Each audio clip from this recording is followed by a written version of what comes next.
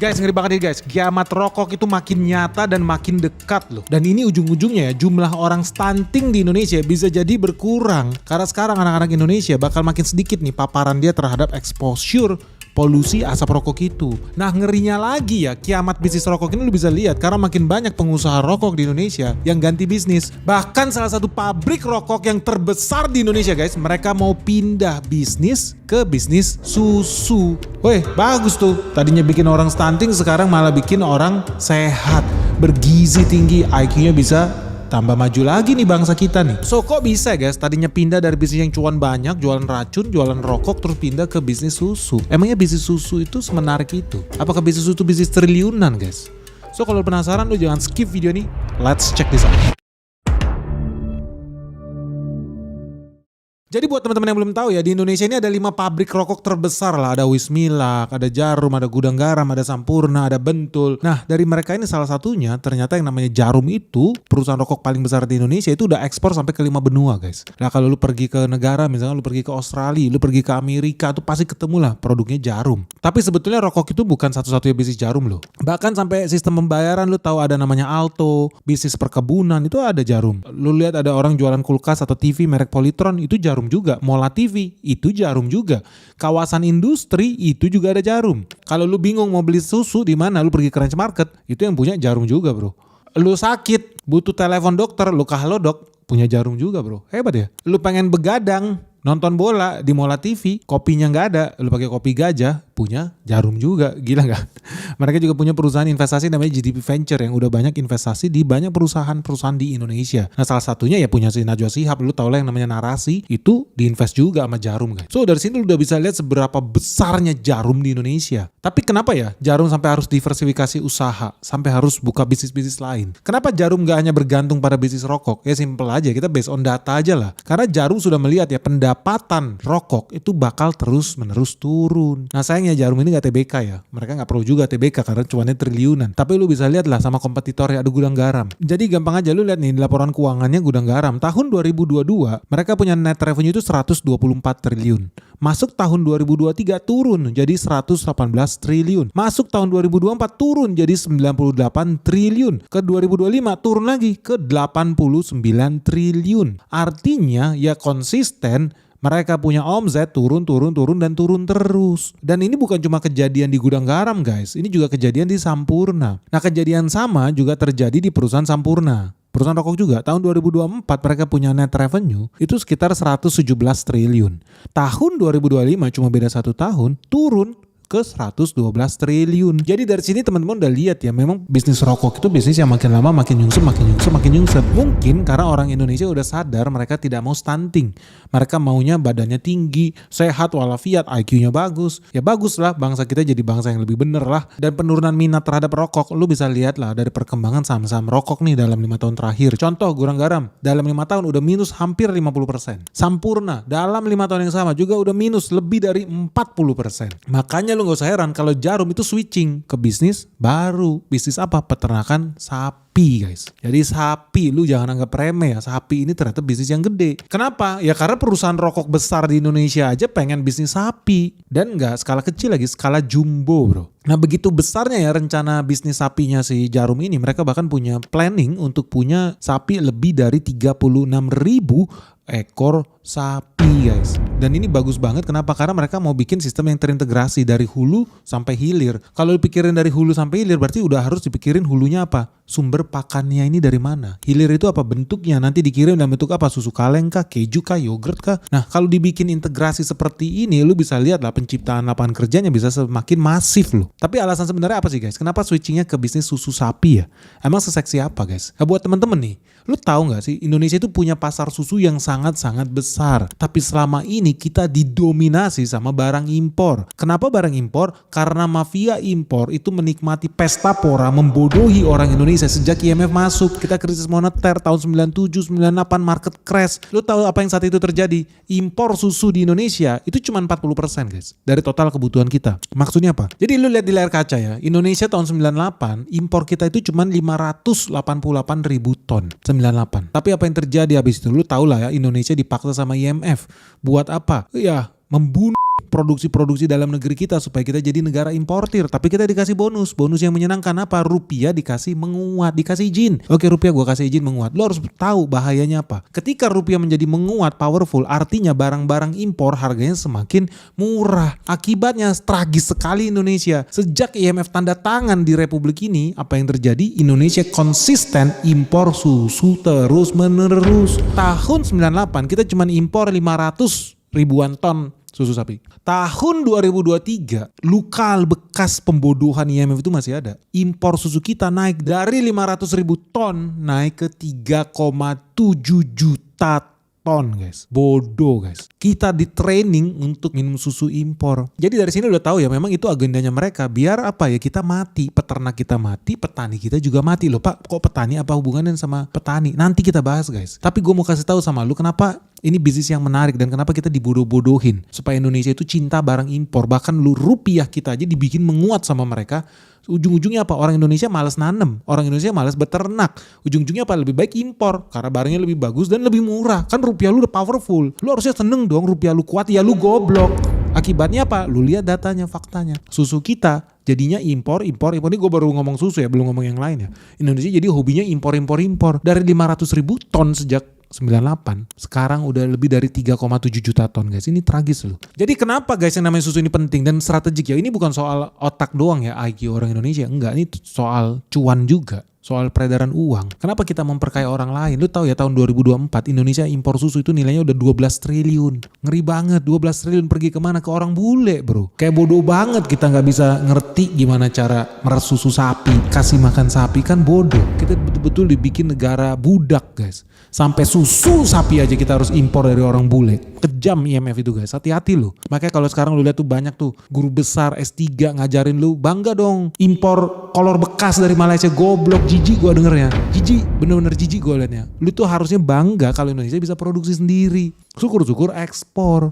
Jadi dari sini lu bisa lihat ya, tahun 98 impor susu itu cuma 40% dari total kebutuhan dalam negeri. Tapi sekarang udah sampai 80%. Susu yang lu minum kemungkinan besar adalah susu impor, guys. Tragis kan ya? Padahal sebetulnya kenapa ini seksi? Kenapa ini menarik? Ini adalah momennya ketika Indonesia mau sekarang bangun negara kita sendiri. Ini momen yang paling tepat kalau lu mau bisnis susu. Buka peternakan sendiri, ternak sendiri. Karena kompetitornya ya masih sedikit. Lu ingat sekali lagi, 80% masih barang impor. Artinya kalau lu mau bikin pabrik susu sapi, lu bisa nih mulai dari sekarang kerjasama juga dengan peternak lokal. Satu peternak lokal itu bisa pegang 2-3 ekor sapi lah. Ya kalau lu buka 1000 ekor misalkan kapasitas pabrik susu lu, berarti lu bisa kerjasama dengan 1000 peternak lokal. Artinya lebih banyak nih penciptaan lapangan kerjanya dibandingkan lu kelola itu sendiri. Dan karena pemainnya masih sedikit, guys, ya lu bisa untung lebih masif sebetulnya dibandingkan pakai barang impor. Apalagi lu tau lah ada program kita yang namanya MBG. Dan kenapa ya? Menurut gue MBG ini program yang bagus kalau yang ngejalanin juga benar. Ya karena MBG ini kan salah satu targetnya apa? Ngurangin stunting biar makin sedikit nih para pengkhianat bangsa yang otaknya kagak ada. Supaya IQ bangsa kita naik. Kenapa? Ya karena jujur banyak orang Indonesia yang stunting.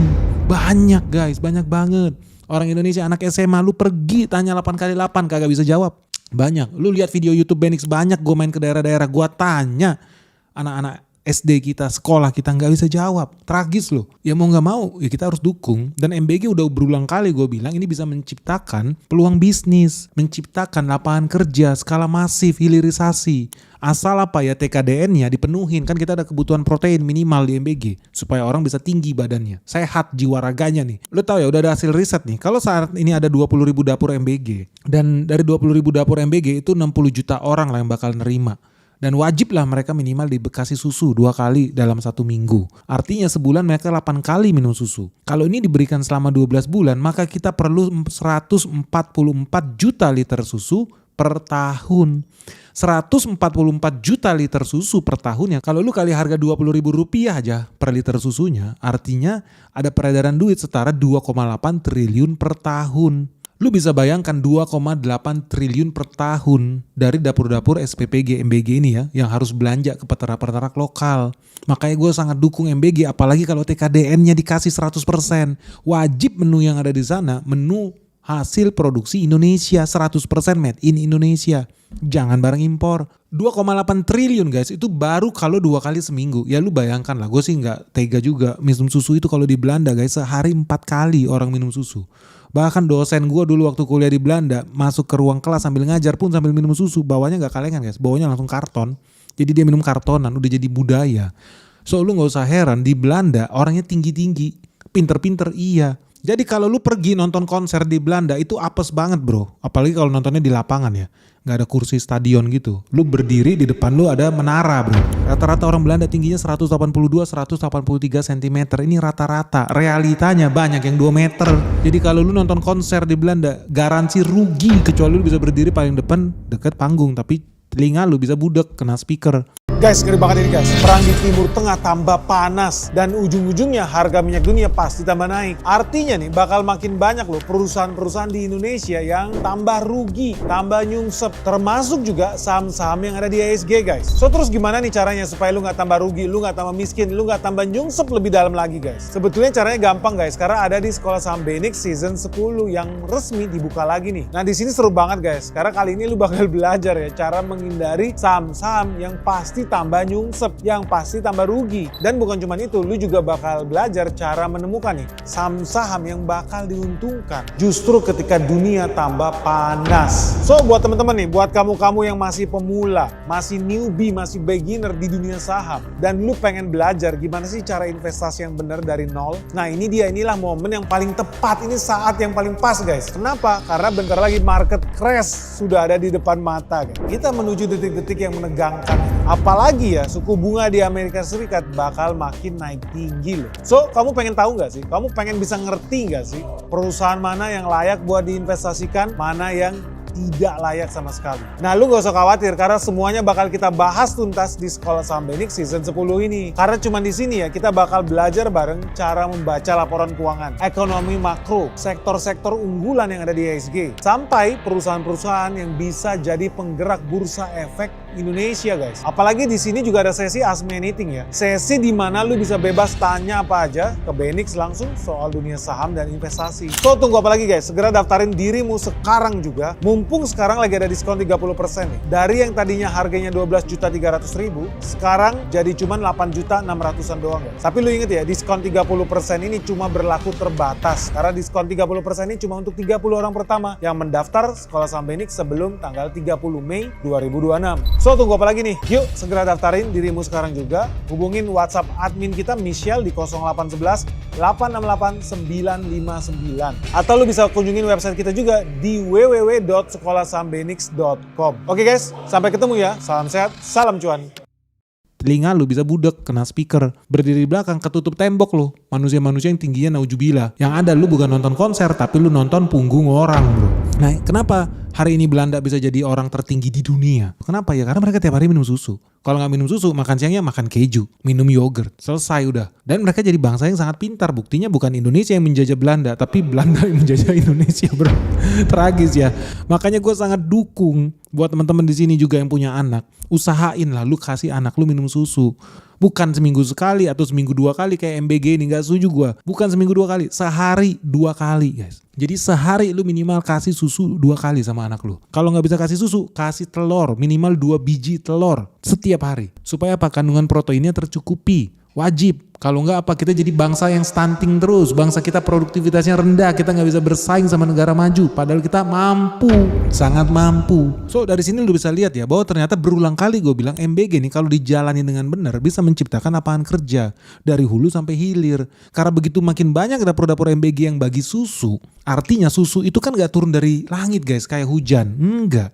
Susu itu keluar dari sapi. Sapi butuh dijaga, dirawat, dimandiin, dikasih obat, dikasih pakan. Jadi ada penciptaan lapangan kerja, peternak-peternak sapi itu. Terus pakannya dari mana? Lu kira dari bulu ketek pengkhianat-pengkhianat George Soros itu? Enggak. Makanannya dari petani. Yang nanam apa? Tebon, nanam jagung yang diolah jadi pakan sapi. Artinya kalau kita jalan MBG ini dengan benar, yang hidup itu dari hulu sampai hilir, mulai dari peternak, pengolah sawah, petani jagung, pabrik susu, itu semua hidup guys. Makanya ketika gue lihat ya ada pengusaha yang mau bikin peternakan terintegrasi dan dia berarti harus integrasikan hulu dan hilir, nggak heran kalau dia kemudian harus merangkul 5.000 petani lokal. Petani loh, bukan peternak. 5.000 petani lokal dan 8.000 peternak lokal. Artinya bakal tercipta puluhan ribu lapangan kerja baru nih di pedesaan. Ya kalau MBG ini bisa jalan dengan benar. Jadi ini bisa mendorong nih pertumbuhan ekonomi daerah. Gampangnya gini deh. Jadi kalau satu peternakan sapi aja bisa menciptakan sekitar 13.000 tenaga kerja. Dan kalau kita taruh lah UMR Brebes ya sekitar 2,4 juta lah per bulan. 13.000 pekerja yang tugasnya ngerawat sapi, ngasih makan sapi. Lu tahu gak? 2,4 juta kali 13.000 tenaga kerja itu setara dengan 31 miliar per bulan. 31 miliar per bulan ini sama dengan 374 miliar per tahun. Dan kalau MBG berjalan selama 5 tahun, peredaran duitnya itu udah setara 1,87 triliun guys. Ini baru dari satu peternakan sapi. Bayangin kalau ada 10 peternakan sapi berarti 18 triliun. Kalau ada 100 aja peternakan sapi berarti ada 187 triliun. Ya karena kan gak mungkin juga ya peternakannya cuma di Subang, yang minum susunya ada di Sulawesi, ada di Irian Jaya, di Papua. Berarti kan harus ada peternak-peternak lokal juga yang hidup. Dan gue setuju kalau makin banyak pengusaha-pengusaha Indonesia yang mau ternak sapi. Ujung-ujungnya apa? Makin banyak juga mitra-mitra yang dirangkul. Jangan sampai kayak kemarin tuh tahun 2024 tuh kalau gak salah tuh ada orang peternak-peternak yang demo mandi susu, buang-buang. Karena apa? Produk susunya gak diserap sama pabrik susu lokal. Karena pabrik susu lokal senangnya apa? Barang impor. Memang pengkhianat bangsa mereka ini guys. Tapi bisa dimaklumin kenapa mereka impor barang. Karena lebih murah. Ya IMF lagi ujung-ujungnya. Dari bertahun-tahun lalu kita dikadalin mereka. Pertanyaannya kenapa impor susunya lebih murah?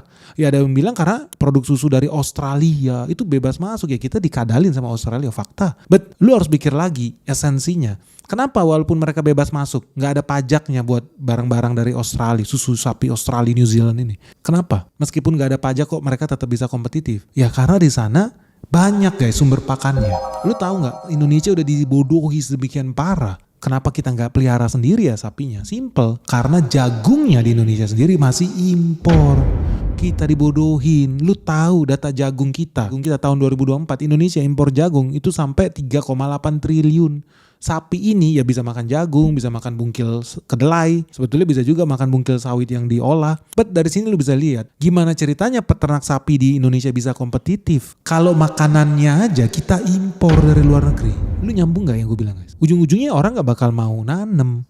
Ngapain lu nanam sendiri? Ngapain lu ternak sapi sendiri? Orang jagungnya aja masih impor dari luar negeri. Kedelainya impor dari luar negeri, impornya dari Australia lagi. Buat apa? Ya udah mending langsung impor aja susu sapinya dari Australia, kan ngaco. Kalau kini dipelihara guys. Terus kalau gitu kenapa nggak kita tanam sendiri jagungnya? Ya simple, nggak kompetitif. Kita buka lahan jagung 1 juta hektar, 2 juta hektar. Siapa yang mau serap? Nggak ada. So gimana caranya biar ada yang serap? Caranya ya harus ada off-taker besar. Ya sekarang yang namanya MBG ini, yang harapan gua sih bisa bikin program TKDN mereka bisa sampai 100%. Sehingga petani juga jadi lebih pede. Oh gue nanam jagung, gue buka 1.000 hektar. Oh gue mau nanam kedelai, gue buka 500 hektar. Mereka lebih pede. Karena udah ada serapannya, siapa yang nyerap? Pabrik-pabrik sapi ini. Jelas. Butuh berapa? 144 juta liter katanya dalam 1 tahun. Itu pun kalau minumnya 2 kali seminggu. Kalau menurut gua harusnya sehari 2 kali. Supaya kita orang Indonesia tinggi-tinggi nih. Kayak orang Belanda 180 cm minimal. Mau gak mau. Tapi kan gak mampu, duitnya juga dari mana ya? Tapi kan juga gak mampu, duitnya dari mana? Ya belum guys, belum, sabar. Tapi ini kita harus apresiasi. Makanya teman-teman di sini yang punya anak, gua saranin sebisa mungkin dibanding lu ngerokok terus ispa terus, mending duitnya lu pakai buat beli susu anak lu, beli susu sama beli telur sehari minimal 2 kali kasih makan. Gua garansi hilang tuh stunting anak lu tuh. Gua doain semoga makin banyak orang Indonesia yang bisa minum susu, dan kalau bisa susunya susu lokal. So teman-teman dari sini lu bisa lihat ya, dari satu program MBG aja ternyata bisa menciptakan multiplier effect yang luar biasa sebetulnya ya kalau dijalanin dengan benar. Jangan sampai makanan MBG menunya menu impor, tempe, tahu, itu kacang kedelai kita impor, dibungkus tepung lagi, tahu goreng tepung, tepungnya tepung terigu, gandumnya impor lagi. Berabe bro. Kalau seandainya makin banyak ya kita dukung nih TKDN 100% di MBG. Woi petani kaya raya, peternak kaya raya, nelayan kaya raya. Karena ikannya gak mungkin ikannya nangkep di kutub utara kan. Gak bisa lah. Ikannya lu tangkep ya di laut Indonesia. Menghidupi lagi nih nelayan Indonesia.